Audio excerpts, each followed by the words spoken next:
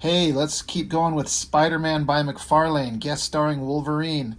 Um, I've talked about these on the other Spider-Man issues by McFarlane that I have, that I hadn't quite understood the interesting vibe that McFarlane had on Spider-Man, until I was kind of late into the game.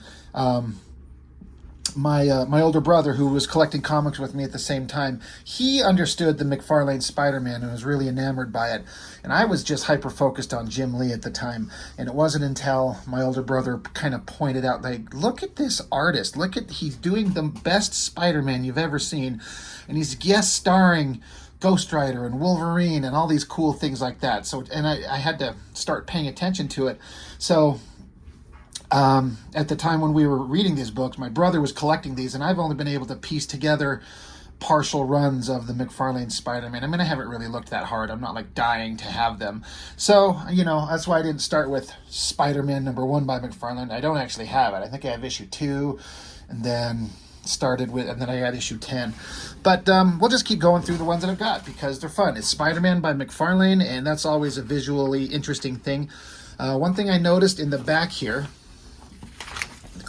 back here on the letters page, special thanks to Scott Williams for inking 2 pages in this issue. I am almost certain this is a Scott Williams inked page. It does not look like McFarlane work exclusively. It looks like a McFarlane face and the kind of the composite, like it looks like McFarlane pencil layouts, but this is certainly, in my opinion, I don't know for a fact, but this is a Scott Williams page as far as I could tell. I'd bet anything on that.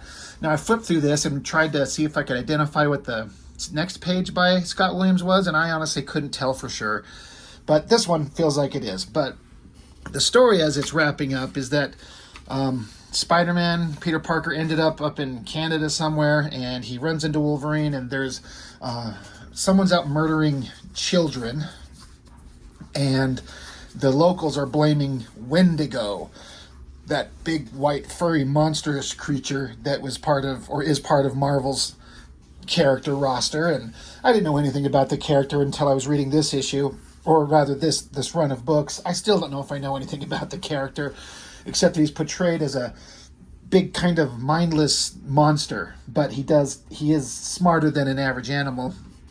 And of course Wolverine is making a connection to Wendigo. But the problem is that the locals think that Wendigo is killing is the one who's doing the killing, and it's not, and it's up to Spider-Man and Wolverine to get to the bottom of it. So now this suddenly looks very McFarlane, and as is the way with McFarlane, he does some weird things that I cannot understand, but I love. This weird, like, I'm gonna bring it closer to the camera. Look at this Wolverine and his face. Like, I would love to see the line work on that. Like, he did not draw in like the jawline. He was doing kind of an intentional weird stylistic thing, and then you hand it over to a colorist, and the colorist has to go, what the fuck do I do with this? And kind of the same thing with this Wendigo and that kind of like shadowy area under his face, on his chest. It's a weird thing, but as far as I'm concerned, it gives it such a odd kind of emotional vibe. They look angry, pissed off, raging, because they're ready to start solving this problem, and they're kind of trying to get Spider-Man on board with what they're going to do, screaming at him, and Spider-Man's a little worried here. So McFarlane, like Rob Liefeld, has like this undefinable weird quality about his work that just defies description, and it shouldn't work, but it completely does. You all know how I feel about Liefeld's work. Like his old stuff, hate everything current and new. But McFarlane's work has just always maintained a fascination for me, as it works. As weird as it can be, it just functions. It works, and I love it, and I don't have any problems with it. Some people think it's weird and strange, and I get it. But I dig it. And to me, his Spider-Man is the definitive Spider-Man. That's the one I grew up with as a kid, and I like his version of Spider-Man. That's the one I want to see more than anything. I love this weird screamy face, this kind of crazy chaotic border thing. It works really well. And I love the three-dimensionality of this face, getting this little short stubby nose, and I struggle with this, making a mouth look three-dimensional. Got lips folding over this jaw with the teeth, the folds in the flesh. It completely works. McFarlane can draw monsters really well. That is a great drawing. I love the crazy Spider-Man just hanging up here. I wonder if there's like a weird colorist choice to do these weird color bars behind it like that. It's weird. I don't know what function it serves except to be designy, which is a McFarlane thing. He's all about the designy. So I don't know. I also like this weird panel down here. The smoke in the background, Spider-Man dangling from his webs. I guess he's got him hanging from the trees that are up there that you can't see anywhere. Wendigo's looking interesting, posed weird. Like, let's look up close on it. It's strange, but it works. I don't know. There's just something about McFarlane's work. It just functions. It's got a weird, emotional, chaotic vibe, and it works. Wolverine's telling off Spider-Man, like, we're going to do this thing. We're going to solve these problems, and we're going to go stop this killing of animals and humans. Because Wolverine's pissed off because all these hunters are out there searching for Wendigo, thinking he did the killing. But in the process of it, they're shooting anything that moves. There's a bunch of deers and animals that are getting just shot everywhere, and Wolverine's pissed about that. So Wolverine's going to go do some searching. He's going to go find out shit, and they want Spider-Man here. They've got a dead kid's body that they found, but they need it as evidence for their plan to expose the killer. So there's like, Wolverine's like, you stay here, watch over this kid, the body, until I get back. And Spider-Man's like, yeah, fine. One thing that that McFarlane does with Spider-Man that I think really works really well, and I've mentioned this, is like Spider-Man's a kind of a bright, colorful, happy-go-lucky character, and obviously he can go dark when appropriate, but I always see Spider-Man as like a positive character. He's a good guy, a true hero. But McFarlane has this way of drawing him like in these shadows that makes him look creepy, and I like it. It makes this bright, shiny, superheroic character have this dark vibe. I mean, he's a spider, right? Love the giant eye mask things. And there's another weird, like, McFarlane character in shadow thing. I think the color is kind of goofed up with the coloring on his hair crossing over into the tree. I don't know. He's probably like, I don't know what the fuck I'm supposed to do here. McFarlane, what are you giving me? Anyway, digging the artwork. Wendigo's, all he does is just scream his name. And he did a weird thing here that I can't justify, but Wendigo, let's see. Like, I know this is dumb, but like, he has a nose, but for whatever reason in the universe, McFarlane chose to draw him without it. Okay. In a way, if you kind of recolor this differently, he looks like that stupid version of like Satan in the Spawn comics with, you know, the pointy eyes and the big toothy jaw and the big spirally wild hair, which is like the most boring version of Satan you've ever seen. So I can't explain it, I can't justify it, but I still like it. The energy and the emotion is all there. Another dark, shadowy face on Spider-Man. I like this one. Wolverine's pulling his mask on. I like how he's got his hands here and he's pulling it. You're seeing the material flex. Never really seen anything like that. And again, McFarlane does this good job with like the three-dimensionality of it, with this mask folding up behind him there. And the folds and creases in where his eye slits are. It just works. I like it a lot. I'm trying to see if I can, while we're going through this, if I can identify the other page inked by Scott Williams. And if you're out there and you know for sure, like, shout that out in the comments, please. I'd really like to know. So the story's continuing on with, they're still talking in the jungle. I like the posing of this scene. Wendigo, Spider-Man kind of hunkered over like this, Wolverine all in the dark shadow. I wonder if this is the Scott Williams page. This doesn't look quite McFarlane-like. Maybe this is it. Maybe. Anyway, Wolverine's kind of getting sick of, or rather Spider-Man's getting sick of Wolverine's attitude. And Wolverine's like, dude, I'm going to tell you off right here, right now. I love this dark, shadowed-in face. Wolverine's a dark, murderous character, but he's an easy one to make look dark and, put him in heavy shadows and teeth and violent. He fits that world really well. Slams Spider-Man up against his tree and gives him 3 reasons why Spider-Man should do what Wolverine's telling him to do. 1, 2, and 3. He's like, I'm a moody little cuss. I always thought that McFarlane made Wolverine's claws look like they're round and just go to a point, kind of like this stick, rather than a flat blade. That's what they look like there to me. And it's fine. I like this dark, shadowy, just the little yellow stripe of his nose and eyes. Works really well. I like McFarlane's work. I love it all. Off he goes. Spider-Man flicks a web at him as if to do something to not let Wolverine just end the conversation by getting rough with him. But Wendigo snaps the line and gets in his face, and this goofy Spider-Man face, it's funny. It works. Anyway, Wolverine's out in the crowds. He's sniffing around trying to get a beat on who the killer is, and he finds out. And he's kind of, the dialogue, the text boxes tell us, that's who it is. That's a surprise. All right, well, time to get my plan into action. There's some side plot with some reporter. Who cares? Nothing interesting going on here. McFarlane's trying to write a story. Yeah, who cares about that? Getting into Alpha Flight. I mean, if you got superheroes in Canada, you got to at least address why Alpha Flight isn't there. And he's like, hey, don't worry about it. I'll make him sound Italian just because it looks like Mario. He's like, Logan said he can handle it. It's okay, all right? And Sasquatch is like, I don't know. We should go help him, but whatever. Anyway, this is something that I thought was interesting. There's this inspector guy that I think he's been in the story before, and Wolverine runs into him.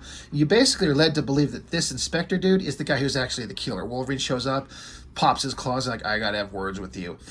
Meanwhile, we come back to, I always thought this was funny. You can say what you want. I love it. Spider-Man has to waste some time with Wendigo. So he's down there and he's doing the little piggies that went to the market. This little piggy went wee, wee, wee all the way home. Like, you can just imagine Spider-Man doing this to Wendigo's toes.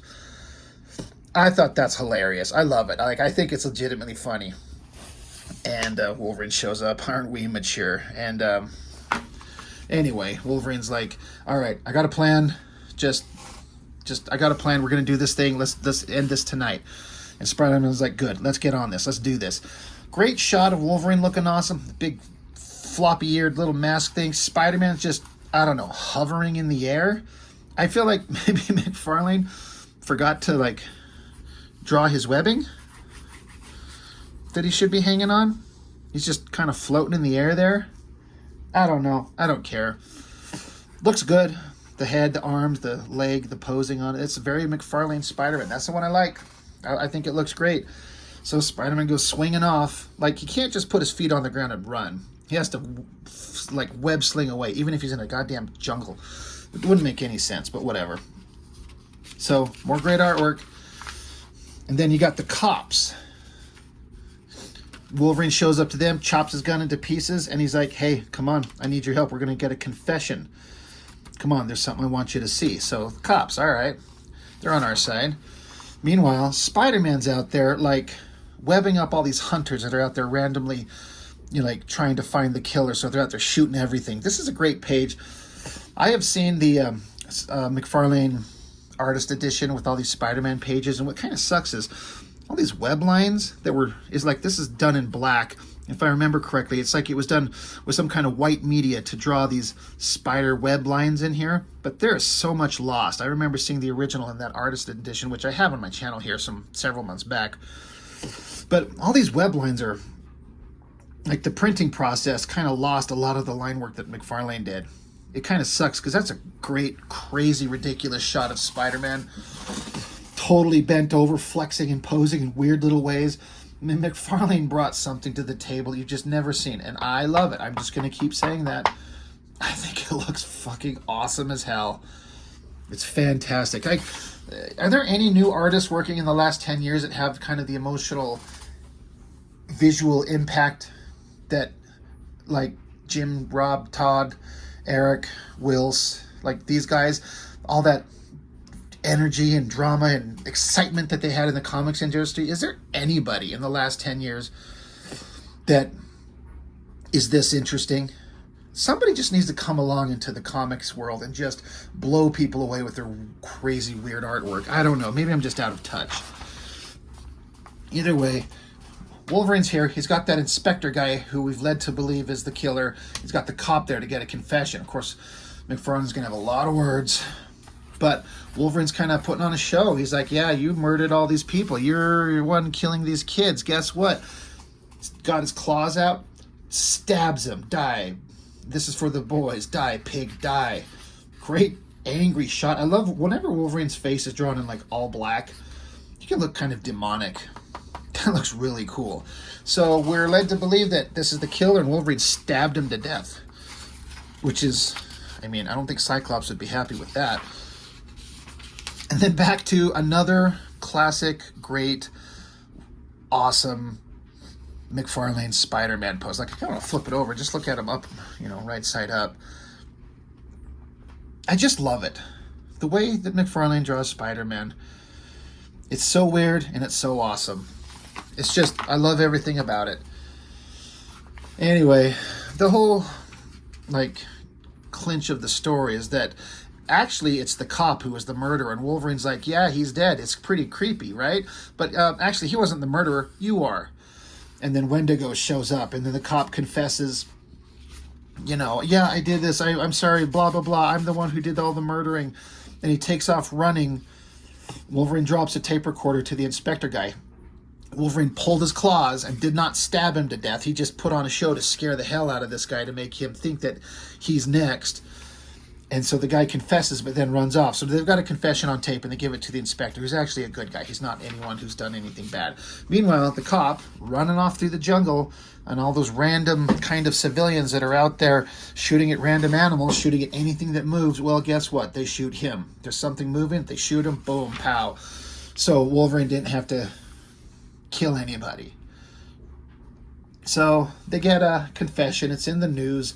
Wendigo's absolved. No one's hunting him anymore. Wolverine's kind of, he's like, this whole thing sucked. It's a mess. Just, Parker was a pain in the ass, but it's all a mess, but at least it's solved. And Peter Parker's back on a plane flying home. He's like, God, he's just so sick of this thing. He's like, there's dead boys, dead animals, a dead child molester. And he's saying, I'm getting so sick of these so-called heroes' methods. We have to find ways to solve these things better. Wolverine, Punisher, Ghost Rider, they're starting to make me as sick as the villains. God, what's maybe even scarier is that maybe this is the best we can do. I hope Mary Jane can convince me otherwise. So, Peter Parker being the hero that he is, he's like, I don't like the methods of all these other guys, but sometimes I wonder if there's nothing better to do besides their methods. So, anyway, simple enough story, but this was kind of my first exposure to McFarlane, really. I'd read some books with his work, but I didn't pay attention to it. It wasn't until my older brother said, Rob, look, pay attention to his art. He's like, you like to draw? Look at this guy. And I was like, oh, you're right. This is awesome as hell. And then I started paying attention. So I got to put together a complete collection of the McFarlane Spider-Man, because I've only got, random issues here and there. The next two I have are, I definitely have the Black Costume 2 issues. We'll look at those soon enough for sure. Anyway, Spider-Man and Wolverine by McFarlane. It's pretty awesome. Great artwork, light on story, but fun. And I loved it. I think we all did. This stuff was selling like crazy. So that's it.